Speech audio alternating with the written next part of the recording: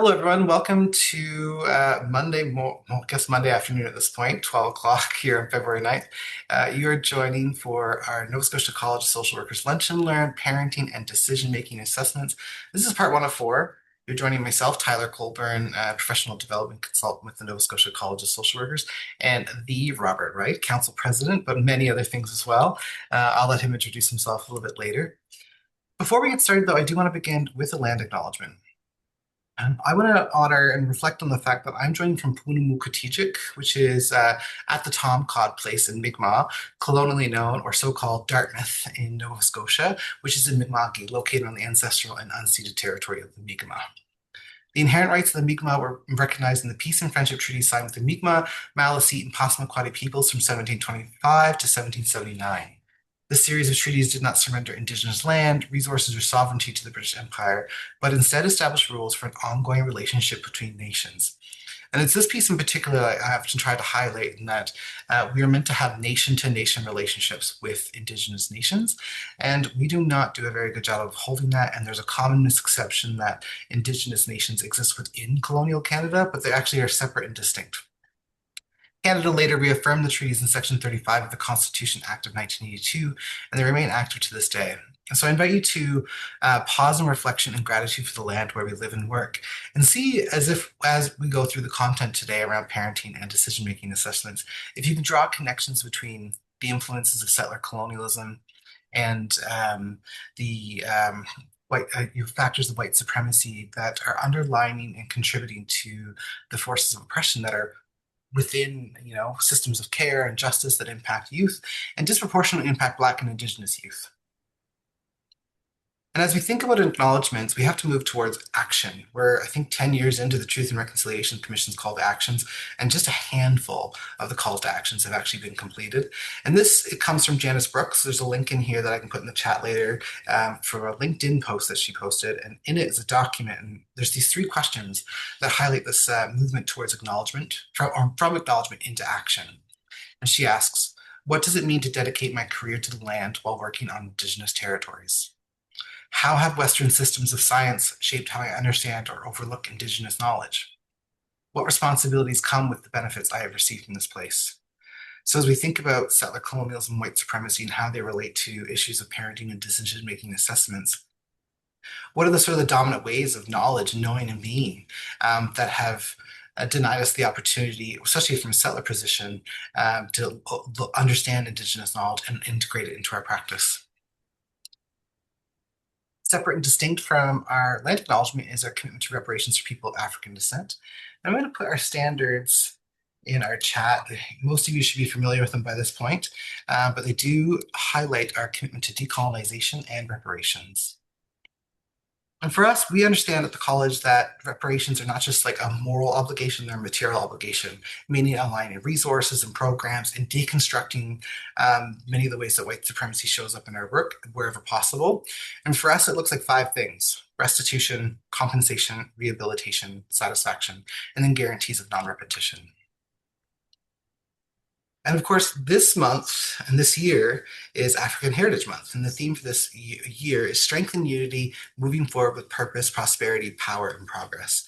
And so when I think about moving forward with purpose, and prosperity, power, and progress, and thinking about reparations, thinking about, the historical African Nova Scotian communities that exist across this province. There's 52 of them, and roughly 20,000 African Nova Scotians who have ancestry with Black loyalists and the Maroons to the South American Black refugees.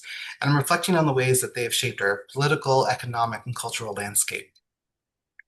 And I encourage folks to engage with African Heritage Month opportunities, learning or otherwise, but also strive as much as possible to move beyond just tokens of months and days into embracing African heritage and deconstruction of white supremacy and taking a position of anti-racism every day of the year.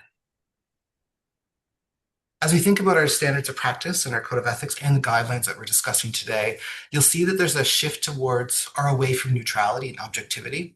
And this quote from Ubuntu-centered practice really highlights what I think we're trying to achieve with the new code of ethics and the standards and the guidelines that supplement them. And they write, unless you're practicing with cultural humility, employing anti-oppressive practices, and decolonizing your approach as a mental health professional or healthcare provider, you're likely perpetuating anti-Black and anti-Indigenous racism. The systems we work within inherently uphold white supremacy, and at their core, they're anti-Black and anti-Indigenous. Therefore, cultural humility isn't an optional cultural competency skill, it's an ethical and civic responsibility. So, as we go through these series of sessions, there's four of them, we're really going to be taking a critical look to the ways of the dominant ways and the supremacist ways of knowing and being that show up in social work practice and how we can move away from those to have more equitable and ethical care in parenting and decision making assessments.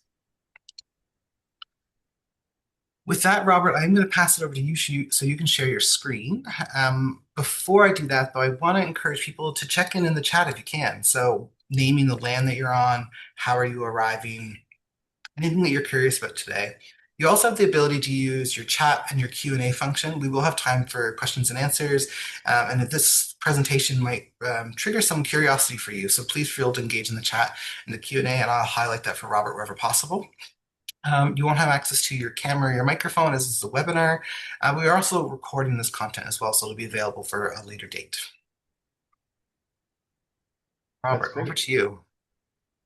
Thank you, Tyler. Well, I'm just going to get right into it here and share my screen so that you can start to see the slides that I've prepared. And it looks like I'm going to have to just, there we go. Let me just cue these up proper.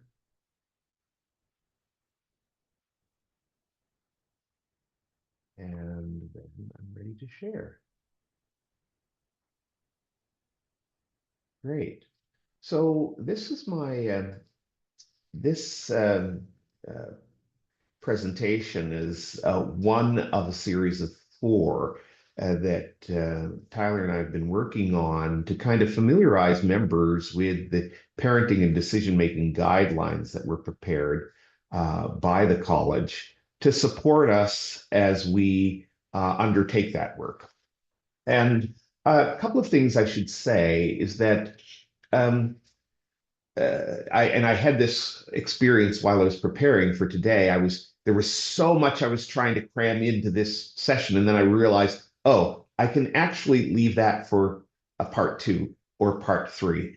So I hope you're going to be able to attend all four. But of course, Tyler will record each of them, and they will be in the college's repository. So if you happen to miss one, or if you want to review them, you'll be able to do that. But I hope that as we proceed and we get all four in, that we'll have answered many of your questions and have been able to provide a substantive orientation to this practice of parenting and decision-making assessment.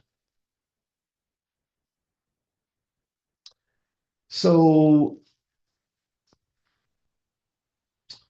Tyler has already given us a land acknowledgement, for which I'm grateful. I always like to say that to put the land acknowledgement in context, I like to say that the work that we're doing in parenting and decision-making assessment with families, we need to approach it from a perspective, like all of our work, that there is a reconciliation element here. We are, of course, all of the ills affecting families, all of the challenges that we experience today have a colonial element in them. And so we have a responsibility, and as we do this work, to remember the land that we are living on, remember the responsibilities we have for reconciliation, and to find a way to infuse that in all of our work. I'm here in Jabuktuk. And this is a piece of artwork from Patrick Hunter, who's a woodland artist, and he represents, human habitation on Turtle Island, with the seven sacred teachings represented by the pines, the rich, fertile earth, and the many waters that sustain us here.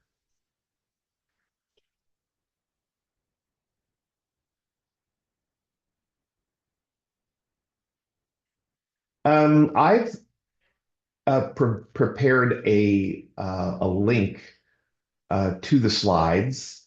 so that you can um,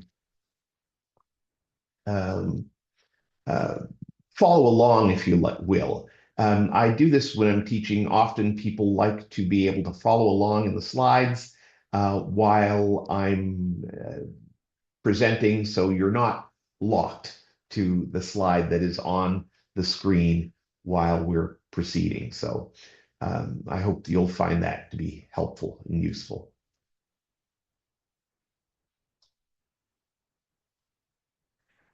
Who is Robert Wright? I think I'm pretty well known to social workers in Nova Scotia. I'm actually, this is my 37th year as a social work practitioner. I'm a clinical specialist. I'm a clinical member of an association called ATSA, the Association for the Treatment and Prevention of Sexual Abuse. I'm a former executive director of a bunch of things. I think the things that are most relevant is the work that I did in child welfare as the executive director in Cumberland County. And while there, I was also responsible for conducting parental capacity assessments. I think I was the first and only person employed by a child welfare agency in Nova Scotia doing that work. Um, and that's where I really cut my teeth and built my expertise in parental capacity assessment and parenting and decision-making assessment. There are a couple of other things there that I won't bore you with for now. Right? So this is just the overview of the parenting and decision-making guidelines. Right? So it's guidelines in 8 parts. And today we're going to deal with part 1 and part 2. The concept of considering the best interest of children and kind of the broad understanding of the knowledge that we need to bring to the work.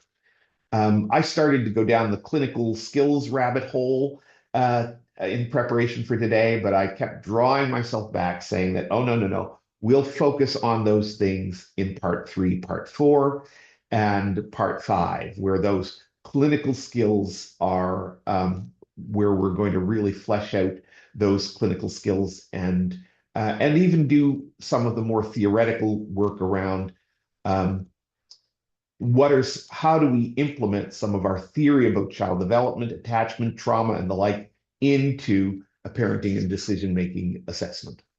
Now, I should say that this is an orientation to the guidelines, but the guidelines are not a they are not organized to be a structured professional decision making or structured professional judgment tool. So you probably know that in the world of assessment, there are a multitude of different types of assessment, but the ones that we think about most frequently are those tools that are actuarial in nature, that being that they provide guidelines and checklists that actually result in producing numbers that you can then use to assess the nature and extent of an issue or problem. So those actuarials are used in risk assessment, in parenting assessment, and in all different types of assessments. Not highly favored by social workers, but we do use them sometimes. The other type is a structured professional judgment tool, which really kind of seeks to collate all of the information that we have theoretically, policy, legislation, and lead us to apply our clinical judgment to a series of conditions that help us to arrive at a conclusion, whether that's to plan an intervention or to make a decision like making recommendations around parenting and decision making. So, although the information in the guidelines would be very helpful in the construction of such a tool, the guidelines are not that tool, just to be clear. So one of the things I think it's important for us to talk about it, particularly those of us who've been doing the work for a while, is what happened to the idea of custody and access. I mean, that's what we used to do, right? We used to conduct custody and access assessments. Well, that language disappeared in 2021 when the Divorce Act replaced the language.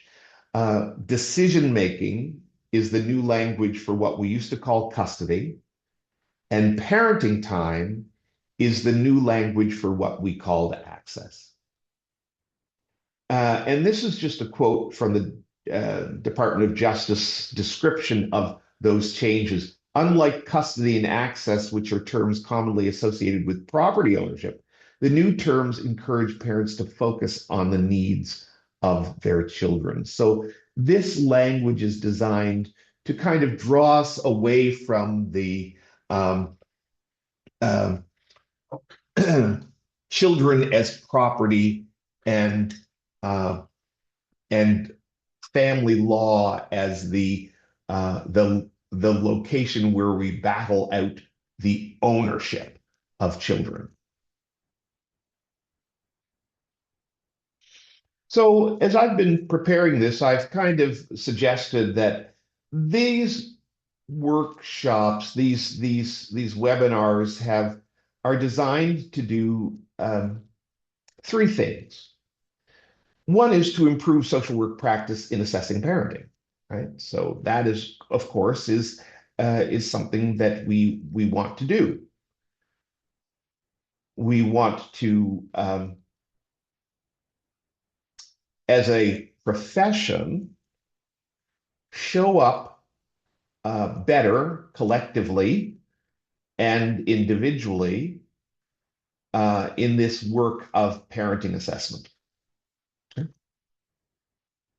Uh, we also, though, and if I were to order these in terms of priority, the second one listed here is actually the priority item, right? And that is to improve outcomes for children and families. For those of you who've been around for a while, you'll remember that in the world of child welfare back in 1993, Paul Steinhauer and the Toronto Parenting Capacity Assessment Project group that were largely based at IPCA, the old Institute for the Prevention of Child Abuse, they developed the Steinhauer guidelines for assessing parenting capacity. And one of the reasons they did that was because they found that in child welfare, decisions around families and what to do with families were really soft. And as our expectations for the ability to provide um, clearer understanding of what is happening with families that are involved in child welfare, as our expectations to describe that and make uh, uh, evidence-based decisions around risk and capacities deepened, then our practice got soft. We were intervening in families, taking them in children into care, not really having a clear path to how to guide families towards improved functioning. And so Steinhauer described what he called foster care drift, right? Where we were bringing kids into care, they were in care, we weren't making really good decisions about um, uh, how to meet their needs in care. They were languishing in foster care while we were trying to get our act together. And so the Toronto Parenting Capacity Project was designed to try to tighten up our capacity to be decisive in working with children and families and to improve the outcomes that children and families had as a result. So I think that these guidelines are designed to do something similar, to really improve our practice when it comes to parenting and decision-making assessments and recommendations. And that leads right into the third goal of this work, and that is to undo and right the harms that have been caused by our practice historically. Right? So, and I say our practice, both social workers' practice and all of those health and human service professionals and legal professionals who have been a part of that machinery or that system that intervenes in family life. Those are kind of the purposes of the guidelines and the goal of these workshops. I always start a slide with your questions before we begin, because no matter how brilliant my plans are, if I don't answer your questions, I'm wasting your time. So I'm going to encourage folk now and as we proceed to place your questions in the Q&A section of the webinar. I will ask Tyler to kind of review those and kind of theme them. And Tyler, from time to time, feel free to interject, and we'll address questions as they come. So I invite you even now to start populating your questions if you have them, um, so that I can weave those questions into the presentation as we proceed. All right. Um, I'd also like to talk about because this is parenting and decision-making guidelines. I'd like to start with just talking about what is parenting anyway. We presume to know something about it, I guess, because we are presuming to have the capacity to assess it and even intervene in it. And so I like to define parenting as simply bringing up and caring for another person, right? Um, the process of bringing up and caring for another person, often a younger person, sometimes a person that has been gifted to us through the beautiful process of birth, sometimes a child that has come to us through the blessing of adoption, or a child that has come to us by virtue of extended family relationship. But when we are contributing to the bringing up and caring for another person, we are engaged in the process of parenting. And I've described this process. So the parenting is not just is the behavior of bringing up, the activities. Yeah? And those activities can be very direct, like diapering a kid or teaching a kid to ride a bike, or they can be indirect, like maintaining a household in which a child can live and thrive. Or even engaged in the work that you do to provide for your family, or any other kinds of things that we are doing to ensure that the child has the environment and the resources they need to be brought up well. And so I describe that behavior or activity of parenting as focusing the laser beam of love. And so what we have here is just a kind of a graphic that displays all the parts of a laser. A laser has an energy source that generates a light, the diode laser there, that is then focused through a series of image of lenses and crystals that then produces a very directed beam, just like the laser beam that I have here on on my pointer. You can't really see it, I don't think, but I can project a beam of light because I've focused a laser through these lenses. Yeah. And so I call it the laser beam of love, and this is the presentation of the laser beam of love. So there's a power source, which is love, caring, affection, family, community. But a parent focuses that through their own lenses, their experiences as a child, their emotional and physical health, their relational capacity, and the adult relationships that they're engaged in, right? Right.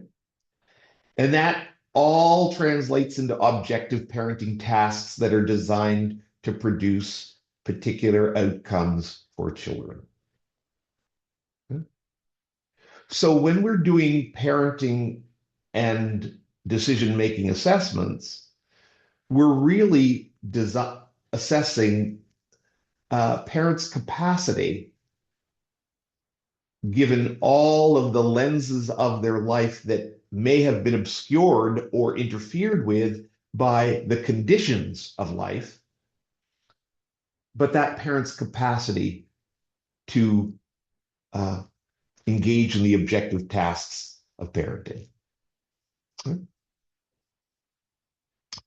So the concept of best interest of child is where these guidelines start. This is part one of the guidelines, the considerations of best interest, because all of the work that we do in this sector is predicated on or founded on the idea of the best interest of the child. Right?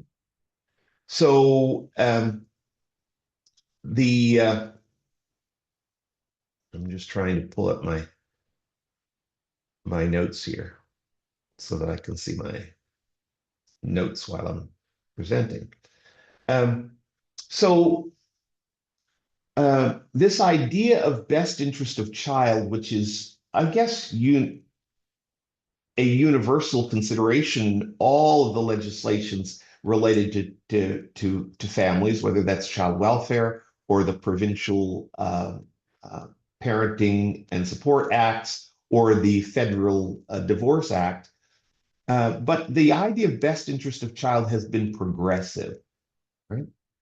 So early English law acknowledged paternal ownership of children with little to no other considerations, right?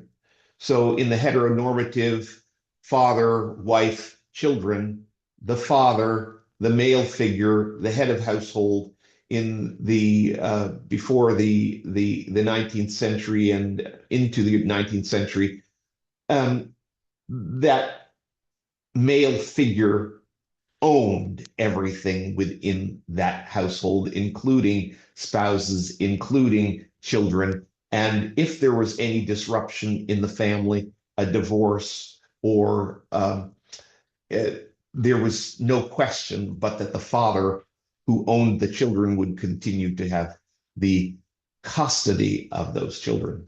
That changed in 1839 in England when the Custody of Children Act introduced a presumption of preference for maternal care. It's a very interesting story that I won't get into here, but it's interesting because the law changed because of the disruption and divorce that occurred within a prominent English family, and the wife in that case was dispossessed of her children and advocated for the custody of her children, which resulted in considerations that, maybe single men shouldn't be looking after little children. And the Custody of Children Act introduced a new concept, and that is the presumption of preference for maternal care for children under the age of 7. And that continued until 1873, when the Custody of Infants Act increased this age of the presumptive preference for maternal care to under 16. These two acts established what is sometimes called the tender years doctrine of child custody. This idea that young children are best cared for by their maternal figure. Okay?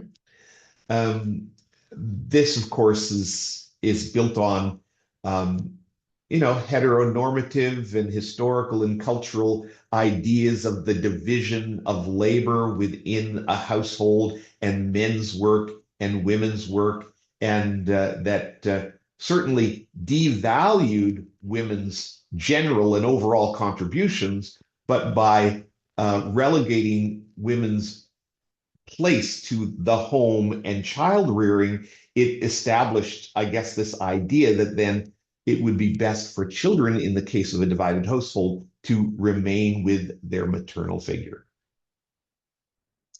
Um, these considerations, though, really develop this concept that we're making these decisions based not on the old idea of paternal ownership, but on the idea of what would be best for children. And so the concept of best interest of children was introduced through this process. Of course, as the heteronormative and paternalistic ideas have fallen away, the principle has become broadened in its scope and understanding. Although it has been enshrined in law and practice in child welfare, parenting and support, divorce, legislations were affecting families around the world, including the UN Convention on the Rights of the Child, which has a clause that articulates very distinctly that the best interest of the child is a principle that governs that convention. Robert, And yes, I just want to interrupt for a second. There is a question in the chat that I wanted to get your insight on sure. regarding the education requirements for doing these sort of assessments. And so someone Mm. asks, bear with me while I find it. How come social workers involved in parenting and decision-making assessments have to have a master of social work? And as I understand it, is that assessments, comprehensive assessments, are usually rooted in like a clinical competency. Do you have any more insights or thoughts on that? Well, I think that that's based on the idea that these reports are often, um, I suppose I would, let me back up. It depends on the context of the assessment, but often these assessments are being prepared in a legal context.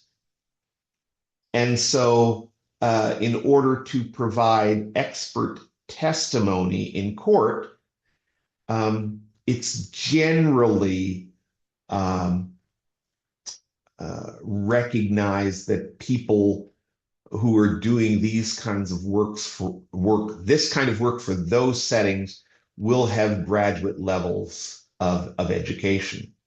And I think that that's just a convention. Um, and I think it's a convention that's based on um, a prioritizing and a valuing of um, mental health professionals in this setting. Uh, I do acknowledge, though, the pushback because I know, for example, I was asked to do a parenting assessment with an individual who had a stroke that left him with some cognitive limitations, but also some neuromuscular limitations. And so they asked a person with a PhD in cognitive psychology and in assessing uh, uh, limitations due to stroke and brain injury to do an assessment, and they asked me to do an assessment. And when the psychologist was on the stand, she was able to detail all of the limitations, and she had charts and graphs and numbers. And then the lawyer asked, "So, given all of these limitations, what would be your assessment of how these things will affect this person's parenting?" And she said, "I don't know," because she knew nothing about parenting. And so it was interesting that the PhD psychologist was who was highly valued in that space was true to understanding the limitations of their knowledge. Similarly, in social work, I would say that there are practitioners who are engaged with families and with children and with parents very deeply, who could uh, provide expert opinion, but it's unlikely, or right now, the context, it's unlikely that they would be identified as an expert and called on to do these reports by the lawyers and the judges that operate that system. So I think it's just a recognition or a lack of recognition for people who are otherwise expert. Thank you for that, Robert. Yeah. Yeah, we could talk more about that certainly when we get to the clinical skills piece in part two of these webinars. Yeah. Just a word about the tender years doctrine. We need to recognize that as valuable as it was in reversing the presumption of paternal primacy, we now recognize the value of maximizing each parent's time spent with their children, regardless of sex, gender orientation, or biological relatedness. But it's also important for us to realize that that presumption is a clinical and value judgment. It's not presumptive within the law that equal time is the starting point for discussions of parenting time and decision making. A few more slides on best interest, and then I want to pause for some questions. So the best interest of the child, that language, we're most familiar with that language coming out of the child welfare world, right? Because many of us have practiced in that setting. But we often think of best interest as a binary thing, right? In child welfare, the question is this person able to parent or not? And if they're able to parent, then they should parent. And if they're not, then the state needs to look after that. So it's a very binary thing. And in parenting decision making, we used to think about it also in very binary. Who's the best parent? Is it parent one or parent two? Okay, so that's what we're assessing. We're balancing those two things, right? I think that we've gotten away from that because in parenting and decision making, there's okay, let me talk about child welfare. So the concept of good enough parent is a concept that was created or introduced to our discussion or by Winnicott, who was a family systems theorist and in the 1970s. And he introduced the concept of the good enough parent. And he introduced this in an effort to kind of de-idealize the idea of parenting. So there was this idea that, you had to be an ideal parent. Now we understand child development and social psychology, and boy, this is where the bar is set. If you can't reach that bar, then you're hurting your child. And Winnicott said, I'm not sure about that. The good enough parent is what the goal is, to be a good enough parent. In fact, he even suggested that being perfect was not in children's best interest as far as being a parent is concerned. Right? So we have this idea that, and I'm not sure if you will see it if I put my cursor. Yes, you can. So this idea that, you know, um, there's the ideal parent and the good parent, but all of this zone is the good enough parent, and that's the real goal, to be a good enough parent, and that parents who are good enough can make solid and helpful contributions to their children's uh, raising. Uh, and but I think that there is this zone, this yellow zone, where it's like not good enough parenting, right?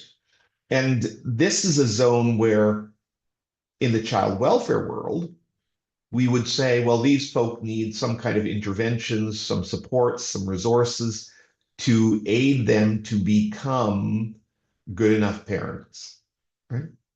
So there's this idea that that that I'm just going to this idea that if a parent is in this zone, right, that the goal is to help them to get into that zone, right? Um, but then in the child welfare world, we also recognize, though, that there is this line down here where if you fall below this, then you're a disqualified parent and you don't get to parent. Okay? Um, I find the concept of good enough parent is helpful and useful because it does help us to understand and to recognize that we're not assessing parents and expecting them to pass an idealized bar. But the problem that I have with this good enough parent and disqualified parent construct is that, um, so for example, uh, the struggling parent,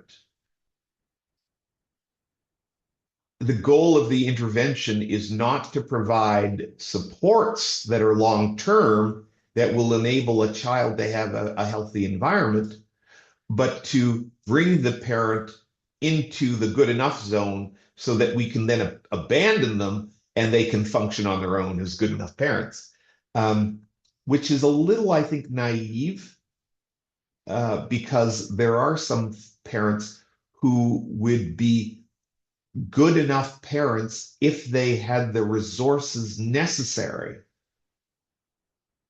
on an ongoing and continuing basis, that those resources must be long-term supports rather than remedial interventions.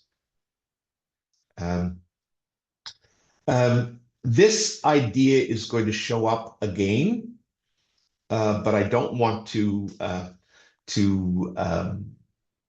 get completely lost in it today.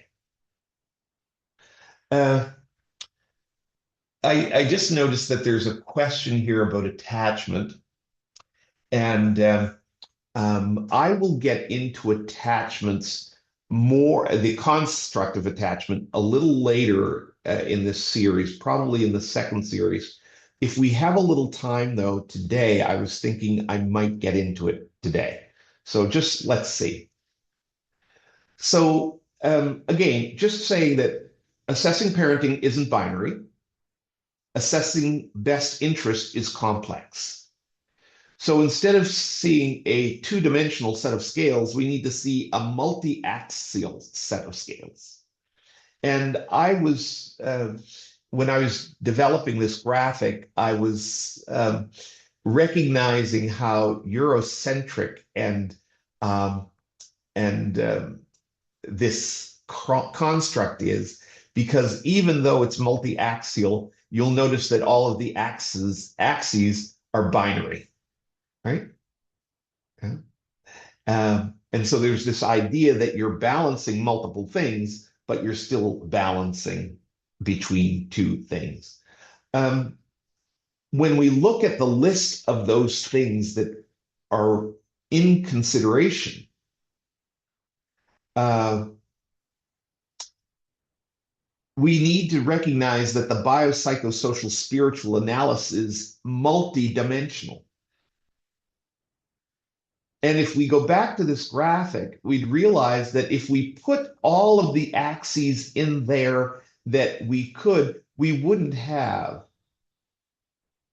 uh, a collection of binaries. What we would have is a holistic construct that we're assessing. And that idea of thinking about things holistically instead of um, a accumulation of individual parts is a much more indigenous and Afrocentric uh, construct than it is Eurocentric, right? Um, so that is something that we we should think about. That this if these are all the considerations that we must consider when assessing best interest and considering best interest or focusing on best interest of children, that our assessment is going to have to be very holistic. And if you look at some of those things, the child's age, stage of development, need for stability, um, these are things that we understand about what children need to be healthy. Um, but we also have to recognize that the concept of stability is culturally framed as well, right?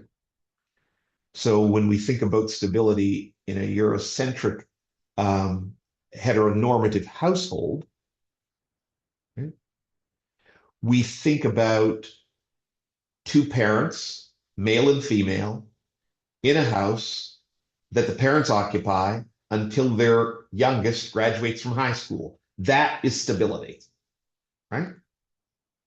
Uh, we don't think about stability as children living in a multi-generational family unit that is mobile but intact, right? Or we don't think of stability as a child who is connected to a traditional indigenous community whose parents might have to travel for work or school, but children who remain within the intimate care of their cultural community being cared for by aunties and grandparents and community elders, right? Right? And when we think in terms of attachment, we also need to recognize that the idea of attachment is, as it's been posited by Bowlby and folks, is also Eurocentric in that it's really about parent-child attachment, um, and that we are not thinking in terms of attachment to culture and to place and to land. So we need to be flexible as we think about these constructs. And I think to Warren's question there about cultural competence or that we need to see all of these things through the lenses of our disposition as social workers. And I'll get to that in a moment. So here's a whole list.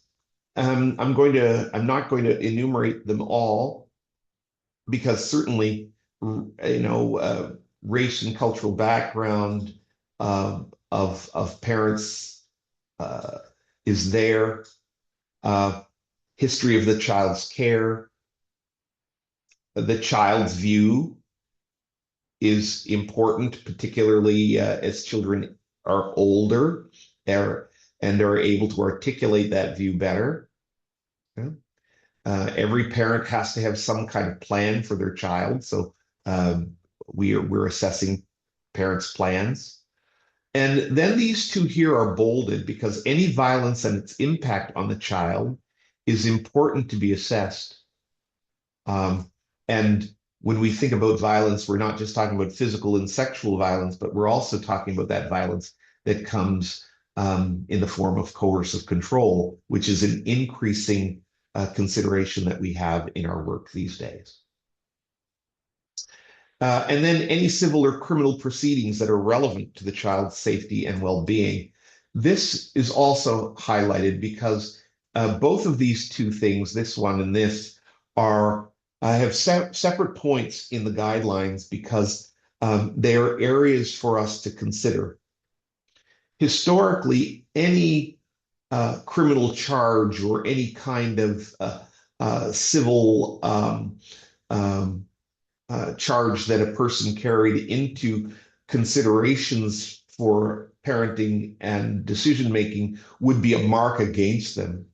But we're recognizing increasingly that those are based on old prejudices about worthiness. And one of the things that by which we identify people's worthiness or their degree of citizenship, if you will, is their relationship to the criminal law. So if you've done time or you've been civilly charged or that's kind of an automatic mark against you and can be brought up in court as we're thinking about your child's best interest. And what we understand about the over incarceration and the targeting of certain populations and certain demographics, that we need to recognize that any of these criminal proceedings need to be seen from a lens of what is in the child's best interest. And if these charges are not going to negatively impact the safety and well-being of children, then they should be discounted. Yeah.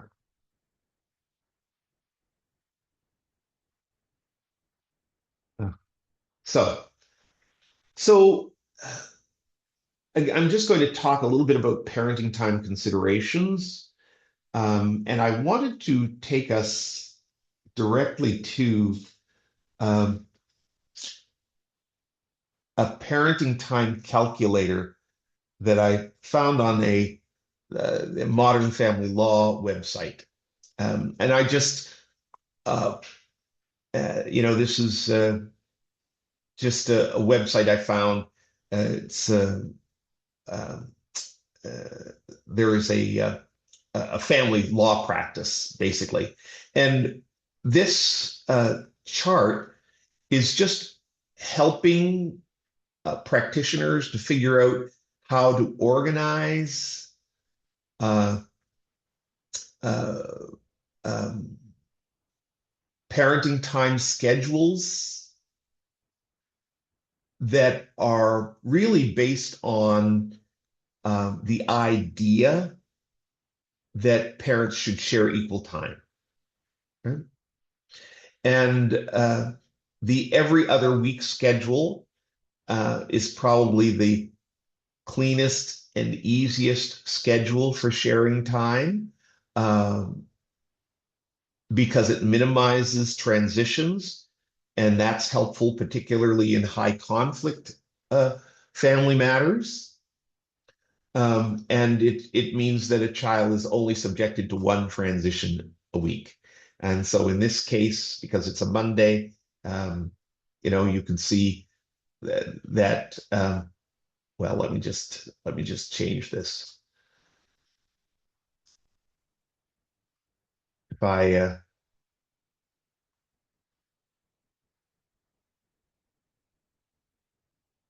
oh anyway, the schedule is just an on-off schedule. There's the 5-2-2-5 schedule that that is organized this way. Um, the 4-3-3-4 schedule, which just these schedules are really just designed to kind of think about how would you best share parenting time. Um, uh, I guess I'm pointing it to you because these tools do exist, and many of the tools that you'll find online are tools that are kind of prioritizing this idea of sharing equal time. So the models are constructed to provide equal parenting time as a default, but there are some general principles that require delicate balancing. And for example, infants should have frequent access to each parent to support bonding, right? So for an infant, a week on, week off schedule is might interrupt the bond with uh, with parenting, right? Young children benefit from stability. That is again that construct of stability. So we want to uh, minimize transitions, enhance stability, and this is always going to be a delicate balance, particularly in cases where parents aren't cooperating. We like to minimize transitions because transitions tend to be stressful. Mm. So I'm going to talk a little bit about that. So just a parenting time example to just think about, because these are the kinds of things. So a couple separates with a 2 month old that one parent is breastfeeding. So you got to think about that. How frequently is that baby feeding? At 2 months, again, my best guess would be that baby's going to be feeding probably every 2 or 3 hours. Right? So we'd have to say, okay, if a baby is being breastfed by one parent and that parent is feeding that child every 3 hours, what does the parenting time for the other parent look like? And then you have to balance the consideration of, well, is breastfeeding in the parent's best interest or is shared parenting time in the child's best interest? How much conflict exists between the parent? What is the commuting distance between the parents' residences?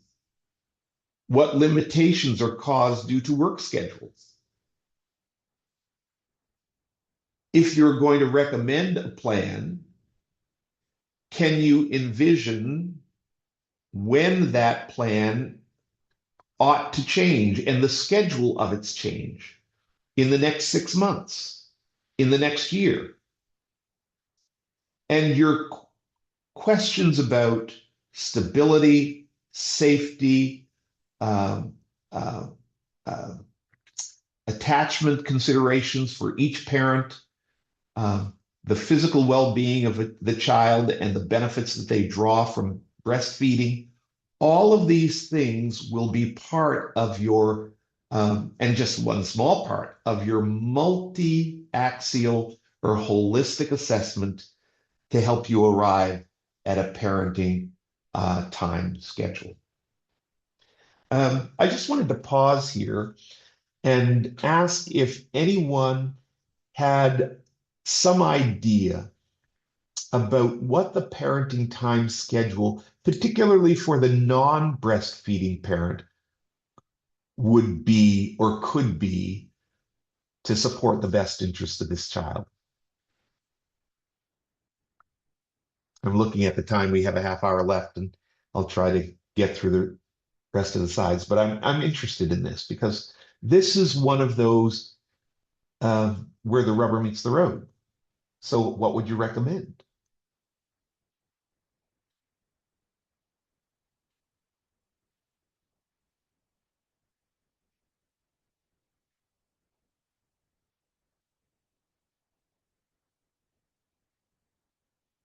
Okay, I don't see anything. Okay,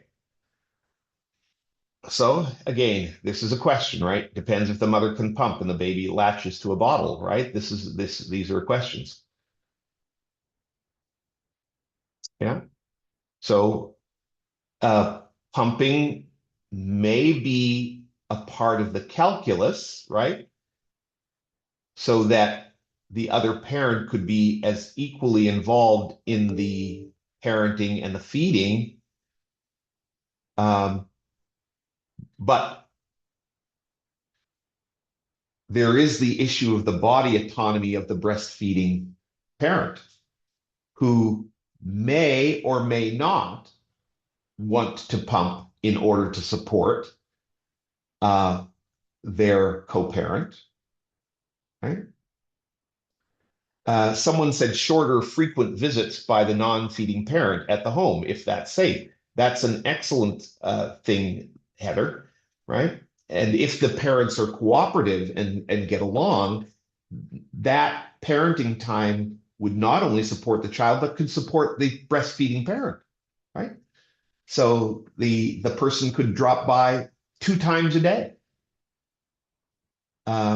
to look after the baby and be with the baby after a feeding while the other parent naps or showers or does any of the other things you're not able to do when you have a 2-month-old around, right? So shorter, frequent visits. But again, all of that is predicated on the capacity of the parents to work things out together. If there's more conflict, then of course we're going to be in a different zone altogether. Okay?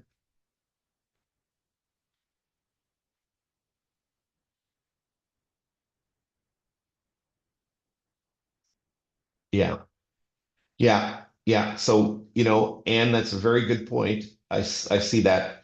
And again, depends on distance. There are all the point of the question is these are all of the things that we're going to have to be factoring into. And it's going to require that we understand the developmental needs of 2-month-olds, the what breastfeeding is like, the importance of attachment, not just to the breastfeeding parent, but to the non-breastfeeding parent and the like, the distance between the houses, the level of conflict. This is the multi-axial, or rather the holistic considerations that need to go into these assessments. Right? Yeah. There was a question there, what supports are the parents being offered? And this is a very good point, Don, in terms of the nature of supports. I'm going to skip this Q&A and I'm going to move into the second section. The part two of the parenting and decision-making guidelines talks about the essential knowledge that we need to bring to the project. And I just want to highlight a few of these things. And thanks for playing along, by the way, uh, because that little exercise does just demonstrate the complexity. And you can't say it's an impossible scenario because it's exactly the kind of scenario that you may have to weigh in on. Right? Let's think about essential knowledge. So, of course, impact of separation and divorce on families and children. So we need to have some understanding of family systems theory and the impact of divorce and separation on children, dynamics of high conflict families. And here's the thing, in the family assessment uh, world, um, our assessment of what a high conflict, moderate conflict, and low conflict family is going to look like is going to be grossly different than the parents' experience, right? Because we're going to see a family that are families that are very reasonable people, but are in deep conflict about whether or not this kid should be in a competitive hockey league or a community hockey league, and people aren't talking, and the emails are flying back and forth, and people are saying, "Well, I should have decision-making authority over here because of the child," and that may be for them high conflict. For us, that may be low conflict. We might say, yeah, these folk get really heated over this, but the transitions are going really well. They're both committed to their kids. They're both involved in the school and environment. Their extended families on both sides get along and are supporting them. So even though they might have a deep conflict on one issue, that is all they can see, we might assess them as being at a different level of conflict. Yeah. Of course, child development theory and attachment theory are essential in this. And again, what I would say about this is that we need to bring principles of child development and attachment into the consideration. We should not lean on any of these theories as definitive in determining parenting time or decision making. Right? Violence as it impacts family members, intersectionality, interview techniques and approaches, particularly when it comes to assessing children. I know that because attachment is a large part of my clinical background, when I do parenting assessments, I want to interview even infants. And when I say interview, it's in air quotes because I want to physically see infant children in the care of all of their parents at different times. And I actually want them to engage in exercises with that child that gives me some capacity to assess parenting and the attachment, right? So people who are familiar with Bowlby's work and Ainsworth's work would understand the Ainsworth-Strange model for assessing the quality and nature of attachment. So I create the laboratory in the living room to help me to assess those sorts of things. But again, more on that later. Culturally safe interview techniques and approaches. And really, this is also about recognizing that your intervention in this family's life is an extension of the family court system. So as friendly as you are not the friend of this family. And some families will see you as an extension of that authority. And so you'll need to find ways to safely mitigate and communicate across that circumstance, which might result in a lack of trust. So I won't enumerate the rest of those, but you get the idea that there's a complex and comprehensive set of knowledge necessary to be doing this work. And of course, there's a whole host of anti-oppressive considerations: cultural safety, intersectionality, Afrocentric approaches, Indigenous approaches, knowledge of disabilities, and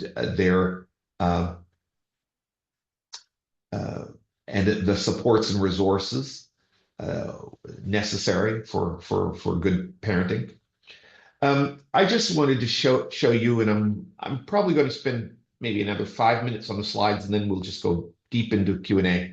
So Black racial identity development. So I didn't show you the Erickson slide, which is around psychosocial development, or the Bowlby model for understanding attachment. The Bowlby model as presented by Robert Wright anyway. But I did want to show you that when it comes to racial identity development, there are some things that we know about racial identity development. And if you're dealing with a Black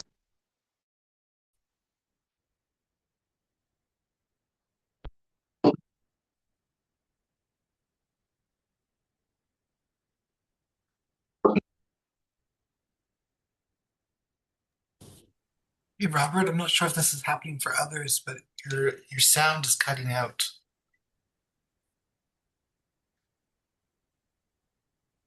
Yeah, it looks like there's some sound connectivity issues. Any better? There you are. Okay, sorry about that, folks. One of my earbud checked out. Okay, so I was just saying here that racial identity development as part of psychosocial development is going to be important. Also, Indigenous parenting concepts are going to be important. If you're going to be working with Indigenous peoples, then you need to understand the holistic construct of parenting there, because it'll help you to adjust and recalibrate your other theoretical constructs like attachment and child and psychosocial development and the like. And I'm just going to, I'm going to see if I can bring this up. I'm not sure if it's going to work, folks, but bear with me. So this is a resource that I just saw when I was Googling. It's a Blackfoot resource from Western Canada. I think I'm not sure, in Alberta, maybe. I'm not sure. Please don't judge all of my tabs here, folks. Okay, here we go.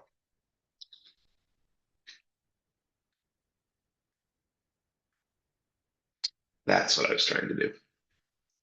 So, but what I like about it is that it it articulates, instead of Bronfenbrenner's model of interconnectedness and the ecological, it shows an indigenous kind of model, and it contextualizes and critiques Bowlby from an indigenous perspective, or I'm sorry, Maslow in this case, right? And helps to prioritize ideas of non-interference as an indigenous cultural approach to parenting, and the impact of colonialism on traditional indigenous parenting and how that needs to be considered and supported. So I would just say that it's important in our work, excuse me, that we are thinking about things that are not just Eurocentric, particularly as we're thinking about indigenous and other families, other racialized families. So I'm just going to pause there for a moment. So just a couple more slides, and then there we go. Sorry about that. So of course, we need to understand the sociocultural reality in which we live. And so it's very helpful for us if we have a model for that. And Bronfenbrenner's model has been helping social workers with that ecological model for a long time. And then the last thing I'll say here is that we also need to recognize that parenting assessment is going to be happening within a forensic context, right? Largely, that will be the case. Right? And so it will be essential for us to understand the various pieces of legislation that govern the way we think about parenting from a legal point of view. So there is a forensic element to all parenting and decision-making assessment. So practitioners must understand the legal context. They must have knowledge of governing legislation, and how various courts might intersect, overlap, or trump decisions and activities that are happening in another court. For example, a court ordered, for an example, a Parenting and Support Act parenting time schedule may be suspended by a child welfare intervention because the Children and Family Services Act kind of supersedes the Parenting and Support Act, right? And so we need to understand how those things interact. So we might be engaged with a family around the Parenting and Support Act matter. Meanwhile, there's a child welfare matter going on and a criminal matter related to, say, intimate partner violence is going on at the same time. And although we're dealing with the parenting and support matter, we do need to understand how these other legislations will intersect. Okay. And again, the last word here is on coercive control. It has a separate consideration in our guidelines now, and you'll see it show up in subsequent trainings or webinars because it is an area of increasing concern and for our consideration these days. And those are my sites. So let's take the last 15 minutes. I'm going to shut down the slides here and just take your questions.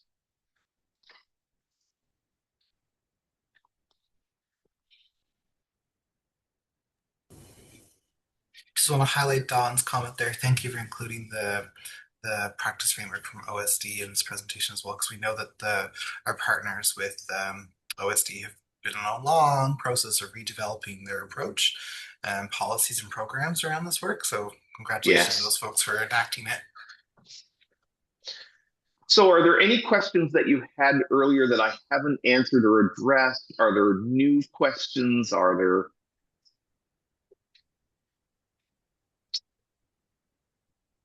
Just looking now. I'm looking at the... Yeah. I'm looking in the Q&As, and I see that this was listed as answered, Don. The role of community in parenting and decision making, particularly in cultural contexts. I would say that this is very important.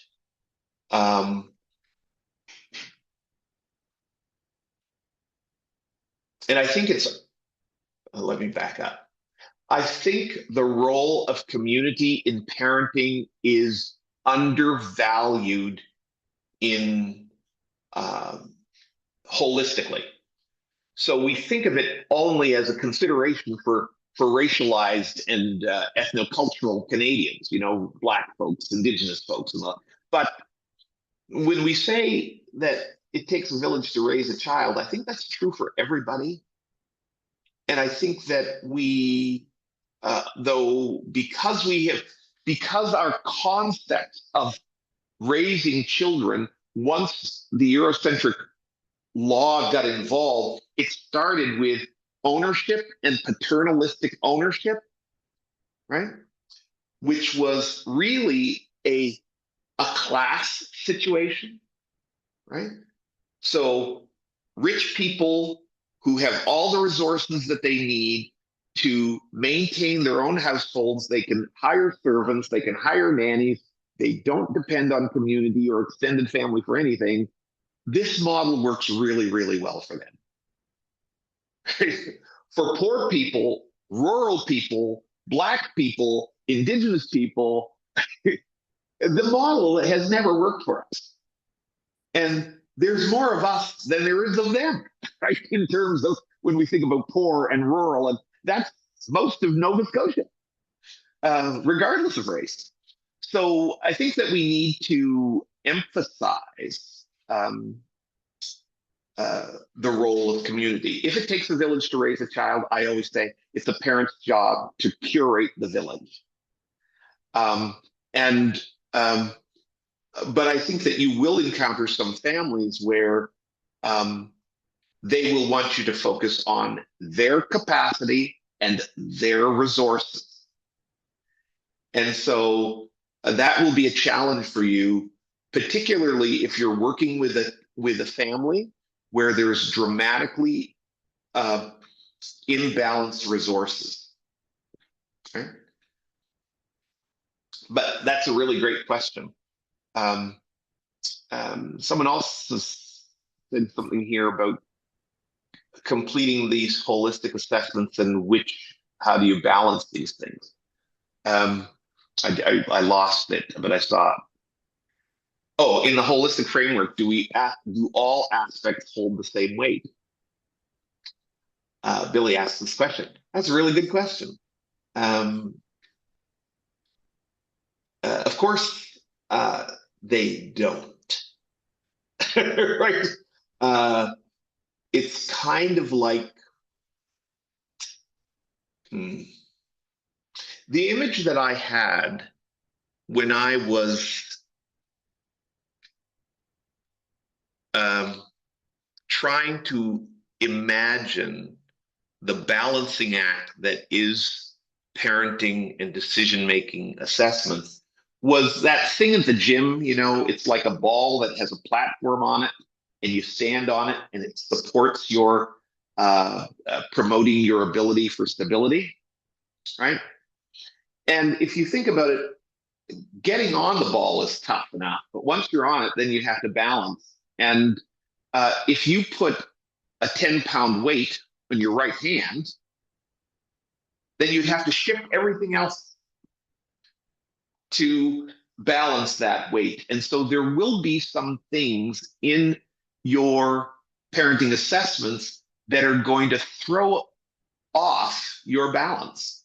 So all of these considerations of race and culture and bonding and attachment and race and cultural development, all of these things are so important.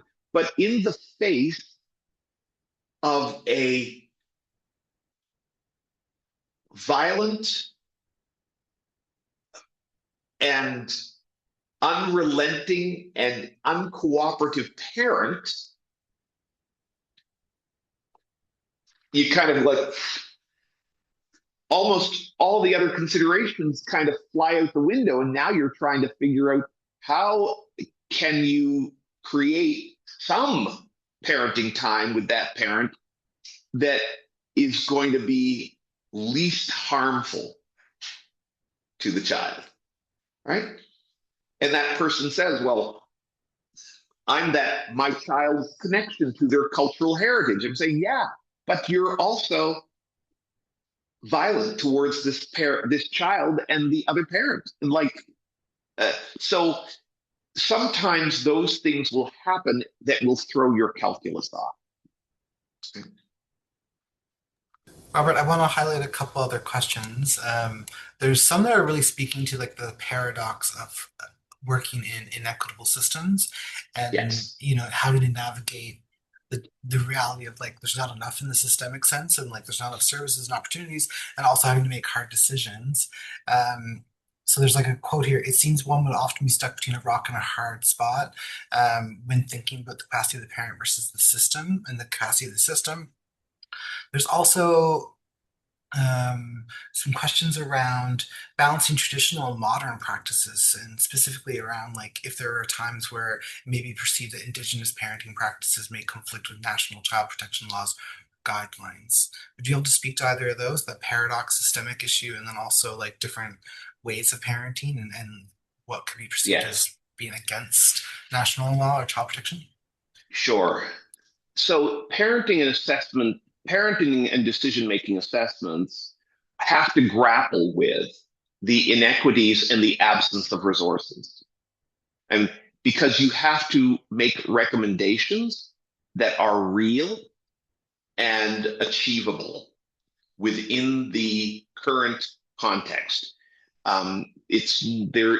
It is provides no guidance or value to write a series of recommendations that are not doable, right? Uh, so I think that is really critical. I think that there is a space available within your assessment to speak to that conflict, however, right? So, for example, when you're dealing with a parent that has some limitations, disabilities, addiction, mental health, right? And you can imagine exactly what resources they would need in order to be able to be a part of an equally shared parenting uh, um, plan. But those resources don't exist. Well, you could write about that in your report and say, if these resources, which should exist, existed, then I would recommend this. Of course, they don't exist. And so I'm recommending that. but then you can, and I think it's important to have those things in these reports, because remember who your audience is. Your audience is the courts, the lawyers, the parents, and even some of the resources and supports that do exist as these families interact with them to support their family. And so you're informing that system of its deficits. Um, I would say, however, that the majority of your activism around that will have to happen after 5 p.m. and on your weekends, you know. But you're always going to be in that. I've been in situations where I'm saying, in order to support attachment, this child should have all of these things over here. But it's not possible because of the following reasons. And sometimes it's even a nod to the parents to say, in your future decision making and planning, you should try to move your family situation over here. But that's the most influence you have. The second question, Tyler, just remind me. Yeah, the challenge of potentially working within contexts where, say, a family, their child practice, parenting practices might be very different or not aligned with national law, legislation, or child protection, and specifically like the person writing was wondering about Indigenous parenting practices. Yeah, I think that uh, this is always a challenge because um,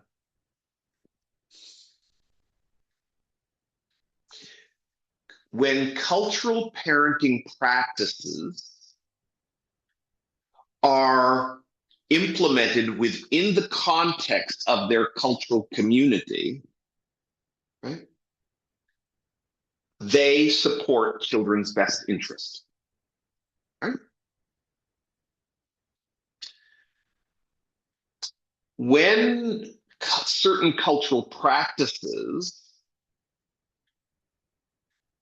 are observed or um,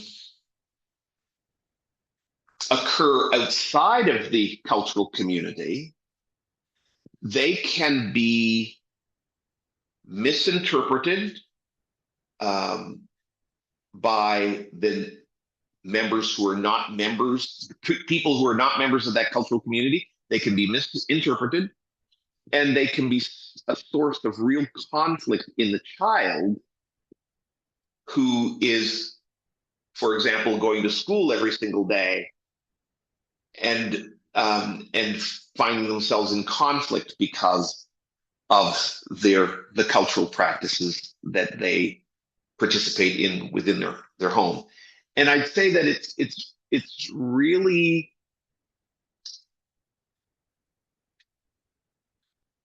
important for parents to have a very well articulated sense of how their cultural practices support their children's best interest so that they can